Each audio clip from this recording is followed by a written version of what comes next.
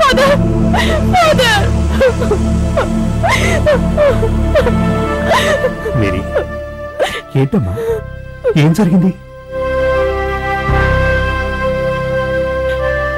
నువ్వు చెప్పిన మాటని కాదని నేను తప్పు చేశాను ఫాదర్. అంతా నా తలరాత. అనుకుని ఒక సందర్భంలో నేనంతా కోల్పోయాను ఫాదర్. మై గాడ్, అందుకు నాకు శిక్ష పడింది. ఈ పరిస్థితుల్లో మీరే.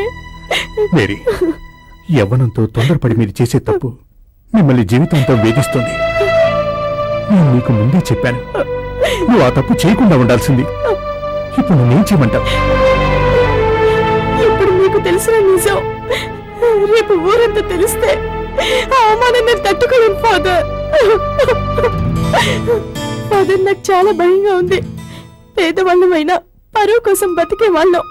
నేను గర్భవతిని మా ఇంట్లో తెలిస్తే ఆత్మహత్య చేసుకుంటారు. మేరీ, జరిగిందేదో జరిగిపోయింది.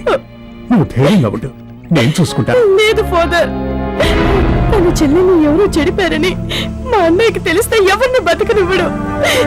నా ఒక్కదాని వల్ల ఇంతమందికి ఆపదంటే నేను బతకడం ఎందుకో? నేను చచ్చిపోతాను ఫాదర్, చచ్చిపోతాను. ఇద్దరు తొందరపాటు వల్ల జరిగిన తప్పుకి నువ్వు ఆత్మహత్య చేసుకుంటాను అనటం తప్పు. నీ కడుపులో ఉన్న ప్రాణిని చంపే హక్కు నీకు లేదు.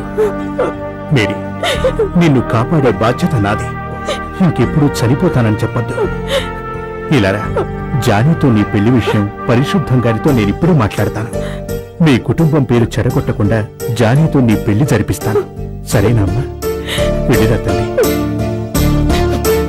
ఆగమ్మా, నేనేమో రమ్మన్నాను, కానీ ఆయన రానన్నాడు. ఆయనకు కావలసింది ఆయన నీకిచ్చిన నెక్లెసేనట. ఆయన నాకిచ్చింది